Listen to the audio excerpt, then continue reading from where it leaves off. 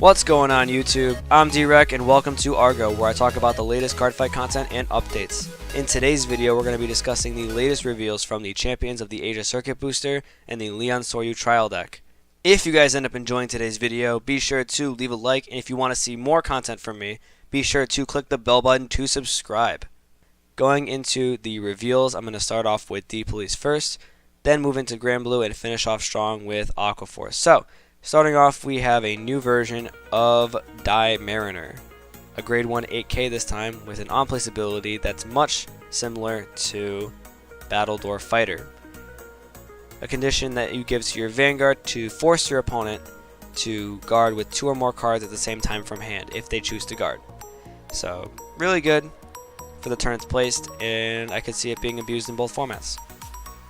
Next up, we have a new version of Cosmo Beak, a grade 2 with 10,000 power this time, that has a better on-place than its predecessor, going a little something like Auto, Rearguard Circle. When placed, for the cost of a Counterblast, this unit in one of your Vanguards gets plus 5,000 power until the end of turn.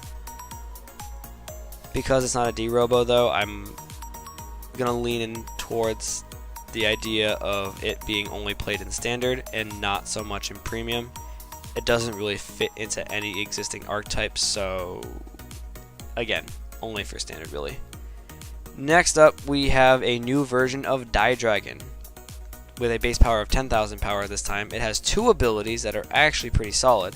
The first one being Act, Vanguard, or Rearguard Circle.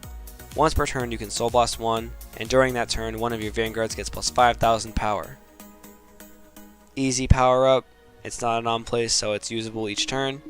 And then its second ability is Continuous on Rearguard Circle. If your Vanguard has 35,000 power, this unit gets plus 10,000 power. Next up, and lastly for Dimensional Robo, we have the return of Great Dayusha with a base power of 13,000 and the Imaginary Gift Force icon. The 2 abilities that he gets this time around are really good. The first one being Auto on Vanguard Circle. When placed during the turn, 3 of your front row units get plus 10,000 power, and then Auto in the hand. At the end of a battle that your grade 3 Vanguard attacked, if it had 45,000 or more power and was not placed this turn, cost Soul Blast 1, ride this card as stand, and during that turn it gains 10,000 power, on top of any existing power that was already on the field from the Imaginary Gift markers. That's super duper good. At first I was disappointed because I didn't see the inherent crit, but now that I read it, it's really good and it's super abusable in both formats, so I'm definitely excited to see what people build around this variant of D-Robos. So that's it for reveals so far for D-Robos. Moving into Grand Blue now, we have a new grade 3 called Witch Doctor of Treachery and Negro Breach. With the Protect gift marker and a base 12,000 power, its skills are pretty okay. Its first one being Continuous on Vanguard or Rearguard Circle. During your turn, if you have 10 or more cards in the drop zone, this unit gets plus 10,000 power for the rest of the turn, of course. That's not hard to attain in Grand Blue. Its second ability is Act in the drop zone, Counterblast 2, and call this card to a Rearguard Circle. If your Vanguard is at grade 2 or greater and was not placed this turn, you may ride it as stand instead of calling it. Pretty easy way to get an extra Protect markers, so not bad at all. Not super duper great, but not bad. That skill is going to be easily cut back with our next card, which is a new version of Dancing Cutlass.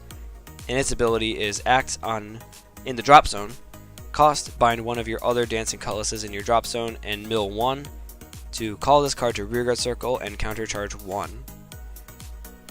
Really good countercharger. Going to be played in both formats, hands down. It's better than other existing counterchargers in G format and earlier, and is really good in Standard, so I'm happy to see this being a really good card and not just super crap like the old one. And that is it for Grand Blue so far. Moving into Aqua Force now. We have a new version of Algos in the Leon Soryu Trial Deck this time, and its ability goes Auto on Vanguard Circle. When it attacks, if it's the second battle of the turn or more, cost Counterblast 1 and Soul Blast 1, stand one of your Rearguards. And then its Rearguard ability is, when it attacks, if it's the first battle of the turn, Counterblast 1, stand this unit.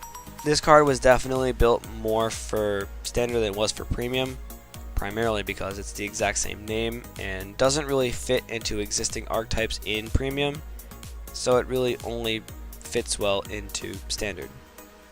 The only archetype I could see this being in is Thavas, and that's because Thavas doesn't have any like set name in it other than the grade 3 itself, so this could be good in Thavas, but nothing else really. Next up, we have a new grade 3 called Riptide Dragon.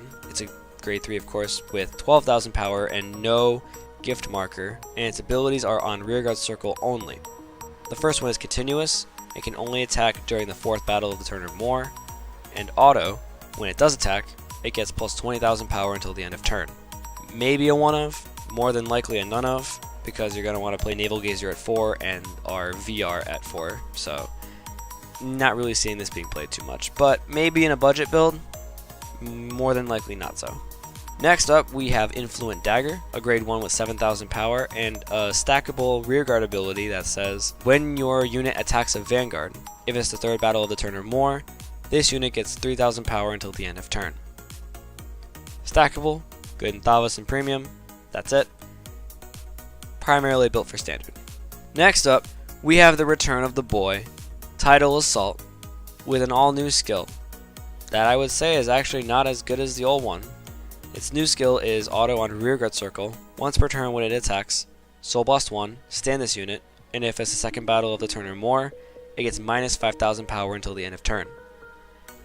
It costs something this time, so of course it's not going to be as good.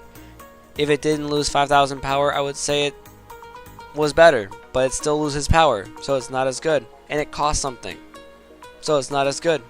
OG Tidal Assault for the win. Lastly, for Aquaforce, we have the reveal of the VR Blue Storm Dragon Maelstrom. Its first ability is Act on Vanguard Circle. Once per turn at the cost of a Counterblast 1, all of your units in the front row get 3,000 power until the end of turn. Its second ability is Auto on Vanguard Circle, once per turn. When your rearguard attack hits a Vanguard, if it's the 3rd or 4th battle of the turn, discard 2 cards from your hand to stand this unit. This ability has so much potential to be much better than Dragonic Overlord's restand ability, because it's 2 high pressure attacks that your opponent has to guard both of.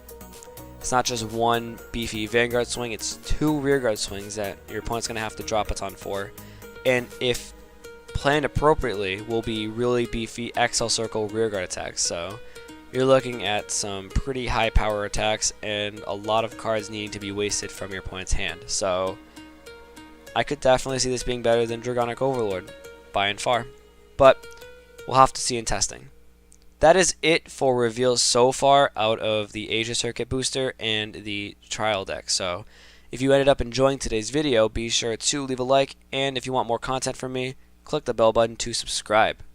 That is it from this video. I'm D-Rec, you are watching Argo, and I will see you guys in the next video. Peace out.